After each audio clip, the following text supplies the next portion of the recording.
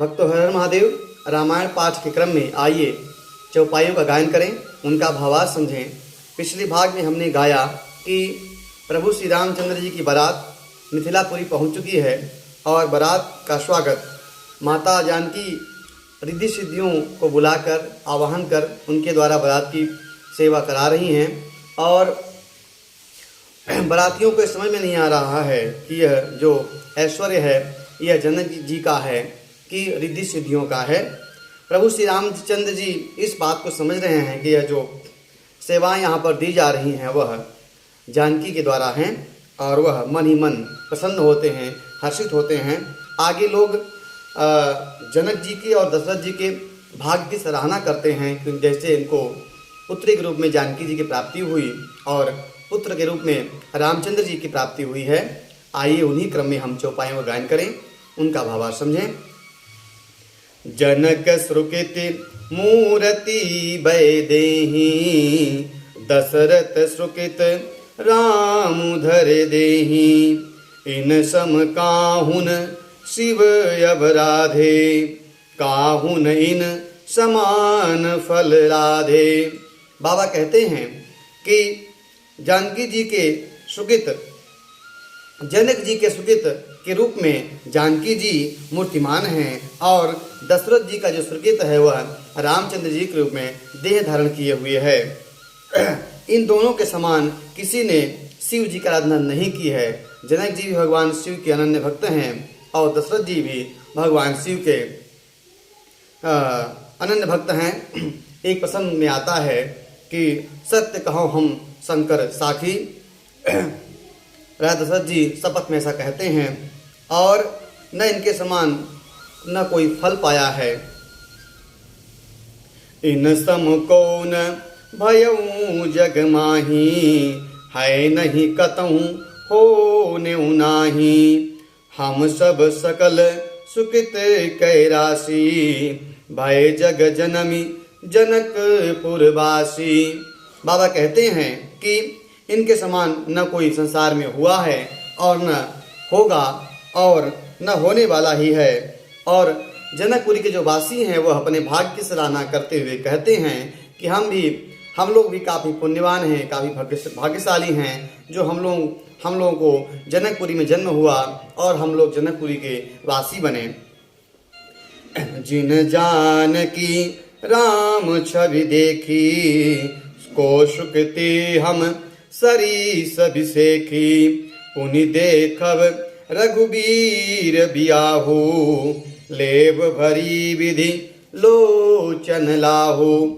और जिन्होंने जानकी जी और श्री रामचंद्र जी की छवि को देखी है, हमारे सरीखा विशेष पुण्यात्मा कौन होगा। ऐसे अपने भाग्य की, अपने पुण्यों की सराहना करते हुए वहाँ के नगरवासी, मिथिलावासी कहते हैं कि हम लोगों जैसा पुण्यात्मा कौन होगा जो इन मनोहर जोड़ी, सुंदर जोड़ी को अपने नेत्रों से देखा है। और आगे हम लोग इनका विवाह भी देखेंगे, श्री रामचंद्र जी का और जानकी का। कहीं परस्पर कोकिल बैनी, एहि बियाह बड़ लाभ सुनैनी। बड़े भाग विधि बात बनाई, नयन अतिथ होई हैं दो भाई। और वहाँ की जो स्त्रियां हैं वह आपस में बात करती हैं कि हे सुंदर नेत्रों वाली, इन विवाह में बड़ा लाभ है, बड़े भाग्य से विधाता ने हम सब की बात बना दी है। ये दोनों भाई हमारे नेत्रों के अतिथ हुआ करेंगे, क्योंकि इनका विवाह यदि यहाँ हो रहा है तो इस नाते यहाँ पे आते जाते रहेंगे। कहू कब हो गए आवही यही नाते, पूर्व के प्रसंग में आता है। यह एक सखी कहती है कि इनका अगर विवाह यहाँ पे हो जाता है तो इस नाते यहाँ पे ये आते रहेंगे और हम लोगों को दर्शन लाभ मिलता रहेगा, आंखों को सुख मिलता रहेगा। बार ही बार स्नेह बस जनक बुलाऊ बसीय, ले आई हैं बंधु दो कोटि काम कमनीय। जनक जी स्नेह बार सीता जी को बुलवाएंगे और करोड़ों कामदेव के समान सुंदर दोनों भाई सीता जी को यहाँ पर लेने आया जाया करेंगे। इस निमित्त हम लोगों को दर्शन लाभ मिला करेगा। विविध भांति होई है पहुनाई, प्रिय न काहि अस सासुर माई। तब तब राम ही तब तम राम लखन ही निहारी, होई है सब पुर लोग सुखारी।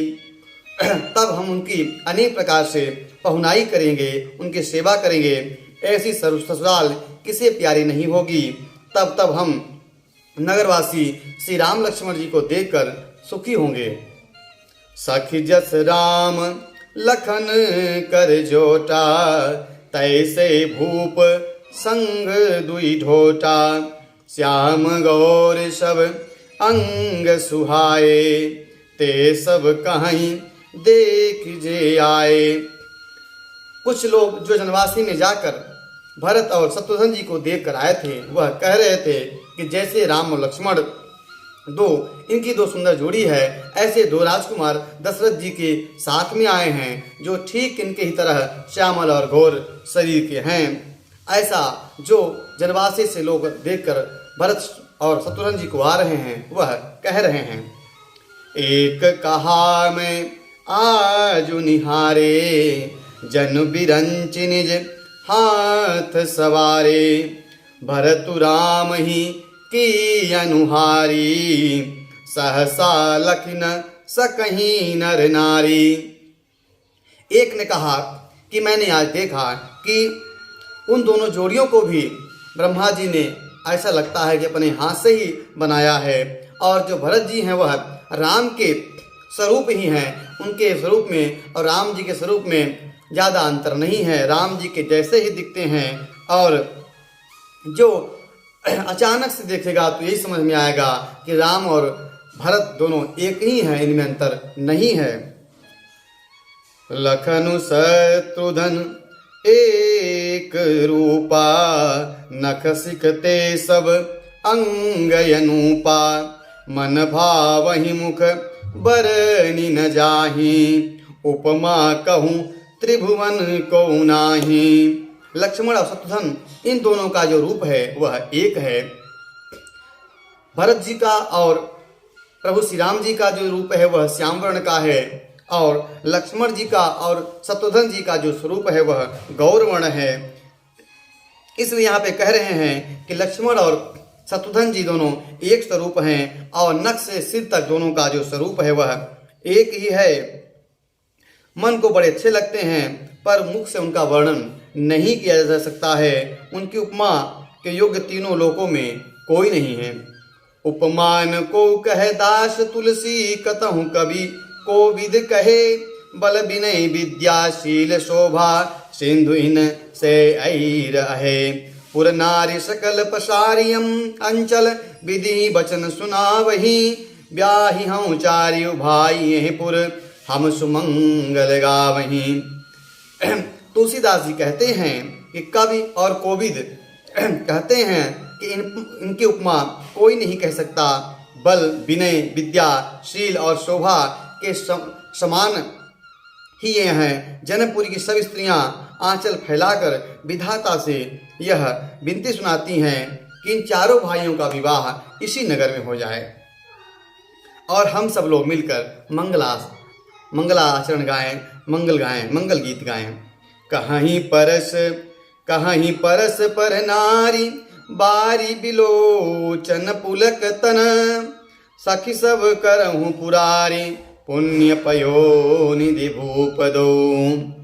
ए नेत्रों में प्रेमासु जल भरकर, और वहाँ की जो नारियां हैं वह कहती हैं कि हे सखी, दोनों राजा पुण्यों के समुद्र हैं, त्रिपुरारी शिव इन सब की मनोरथ पूर्ण करेंगे। यही विधि सकल मनोरथ करही, आनंद उमगी उर भरही। जे निपसीय स्वयंवर आए, देखी बंधु सब तिन सुख पाए। सब प्रकार से वह मनोरथ कर रही हैं, और उनके हृदय में आनंद की उछाल आ रही है, आनंद की उमगन आ रही है। सीता जी के स्वयंवर में जो राजा आए थे वह चारों भाइयों को देखकर आनंद का अनुभव कर रहे हैं, उनको सुख की प्राप्ति हो रही है। कहत राम जसु विशद विशाला, निज निज भवन गए महीपाला। गए बीत कछु दिन यही भांति, प्रमुदित पुरिजन सकल बराती। श्री रामचंद्र जी का और उनके निर्मल यश का वर्णन करते हुए जो वहां पे राजागण धनुष देखने के लिए आया, तोड़ने के लिए आए थे, वह उनका यश का आकृति का वर्णन करते हुए सब अपने अपने घर की ओर चले गए। इस प्रकार कुछ समय बीत गया और जनकपुरवासी और बराती सभी आनंदित थे। मंगल मूल लगन दिनु आवा, हिम ऋतु अगहन मास सुहावा।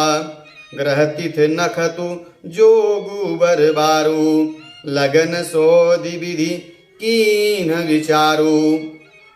मंगलों का मूल लग्न दिन आ गया। हेमंत ऋतु और सुहावना अगहन का महीना था।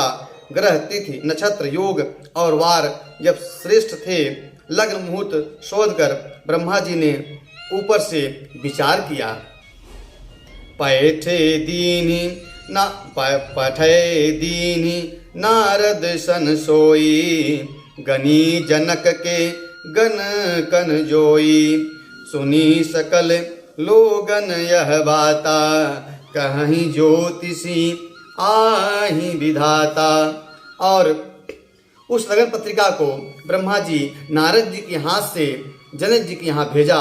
जनक जी के यहाँ जब ज्योतिषियों ने गणना किया, उनके राम जी के जन्म के अनुसार जब अंदाजा लगाने लगे, तब उन्होंने कहा कि यह तो कोई सामान्य नहीं, यह विधाता ही हैं। धेन धूरी बेला विमल, सकल सुमंगल मूल। विप्रन कहे विदेह सन, जानि सगुन अनुकूल। निर्मल और सभी सुंदर मंगलों की मूल गोधूली पवित्र बेला आ गई और अनुकूल शकुन होने लगे।